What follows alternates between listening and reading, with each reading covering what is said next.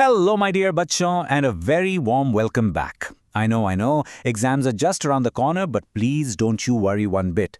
Today we're going to look at a poem that's so funny and so simple, it's honestly a fantastic way to boost your marks. We're diving into The Tale of Melon City. So get ready for a story that's as silly as it is smart. Let's begin. All right, just think about this for a second. Imagine the person who gets to decide the next ruler of your country is a complete idiot, and his big choice is a melon, a fruit.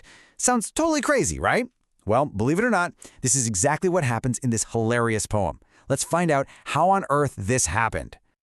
So, our story kicks off in a city with a king who's described as just and placid. He was supposed to be a really fair and super calm guy. This very calm king decides he wants to build this huge grand arch over the main street, to impress everyone and maybe, just maybe, show off a little. But here's where things get really funny. The king, all proud, rides his horse under his brand new arch and bam! His crown gets knocked right off his head. Why? Because the arch was built too low. And just like that, our placid king is not so placid anymore. His calm face twists into a frown, and he shouts, "This is a disgrace!" Now you know a king can't just get embarrassed and let it go, right? Of course not. Someone has to be punished for this huge insult. And so begins the most ridiculous blame game you've ever heard of. The king wants someone hanged, and that starts this crazy chain of pointing fingers. It's wild. It starts with the king shouting, "Hang the chief of builders." But the chief, he's quick. He points and says, "Wait, it was the workmen's fault." The workmen then cry out, "No, the bricks were the wrong size. Go blame the masons." The masons, shaking in their boots, point to the architect. But the architect, he's a clever one. He says, "Your Majesty, you're the one who changed my plans." And just like that, the blame comes full circle. It's just like in a WhatsApp group where everyone just forwards the blame to the next person. So, can you believe it? The blame has come all the way back to the king himself. He's confused, he's in a really tough spot. So what does a confused king do? Well, he calls for the wisest man in the entire country and he declares, "I need some counsel." And who do they bring in? The wisest man, who turns out to be so old he can't even walk, so old he can't see, and he has to be literally carried into the court. The logic here is just hilarious, isn't it? The thinking is, well, because he's ancient, he must be super wise. Let's see what this so-called wise man has to say. And the wise man's final decision is just brilliant in its foolishness. In a shaky voice, he announces that the real culprit is the arch itself, and therefore the arch must be hanged. I mean, can you even imagine? They're going to hang a building. All sense and logic have officially left the kingdom. But wait, one of the counselors points out, "Hey, we can't hang something that touched the king's sacred head." Good point.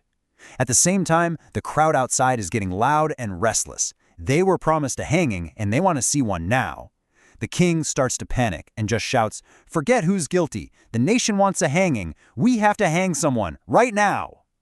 So justice is thrown completely out the window. Now it's just about finding someone, literally anyone, who is tall enough to fit the noose. So they start measuring every single man in the city. Can you picture the chaos? One by one, they're all lined up to see if they're tall enough. And after measuring every single person, they found that only one man was the perfect height. Just one. And that person was the king himself. Oh, the irony. By his own foolish royal order, the king was the only one who fit the noose. And so, His Majesty was hanged. What an incredible, unbelievable twist. Chalo, so the king is dead. Now the kingdom has no ruler. And the ministers are actually very practical guys. They know that without a king, the people might start a riot. They need a new ruler, and they need one fast. And you will not believe how they decide to pick one. So what's their big plan? They fall back on their old custom, which is probably the silliest custom ever. They declare that the very next person to walk through the city gate gets to choose the new ruler. And whoever that person picks, well, that's the new king. Just like that. So, the guards wait at the gate. And who walks through next? An idiot. A fool who, no matter what question you ask him, gives the exact same answer. A melon. Apparently, he just really likes melons. So when the guards ask him the most important question, who should be the king, he gives his standard reply, a melon. And because the rule is the rule, the ministers just shrug and say, "Okay, sounds good. They go find a melon, they put a crown on it, they carry it respectfully to the throne, and they declare it the new king. And that, Baicho, is how the reign of King Melon began. It is just absolutely unbelievable. Okay, bachcho, so that was the story. Super funny, na?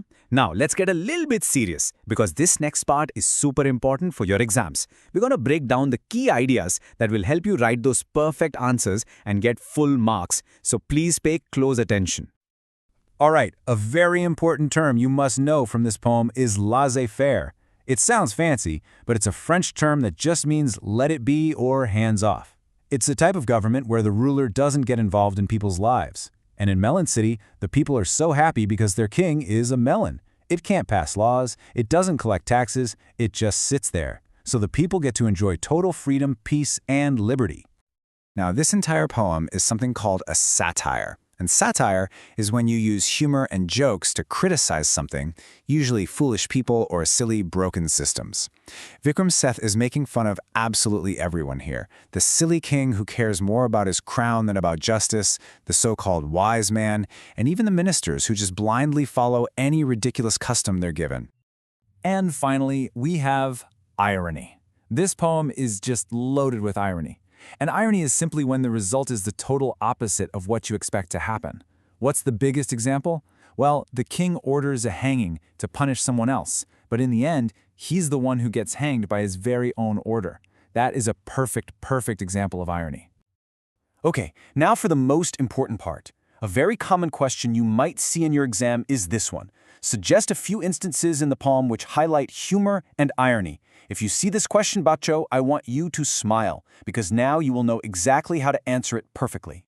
Here are your golden points for the answer. Just take these 4 points and explain them in your own words. First, the king is called just and placid, but it gets angry and orders hangings without thinking. Second, the wisest man in the kingdom gives the most foolish advice ever, to hang an arch. Third, the ultimate irony of the king being hanged by his own stupid rule. And fourth, the absolute absurdity of an idiot choosing a melon to be king and everyone just going along with it. Explain these points, and trust me, full marks are yours.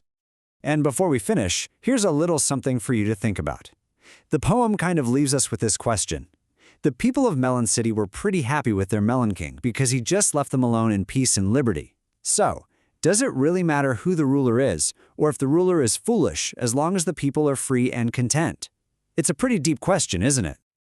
And that's a wrap on the tale of Melon City. I really hope this explainer was super helpful for you, my dear Bacho. Please do hit that like button, share it with your friends, and subscribe for more chapters made simple. All the very best for your exams. I know you are all going to do wonderfully. Bye-bye.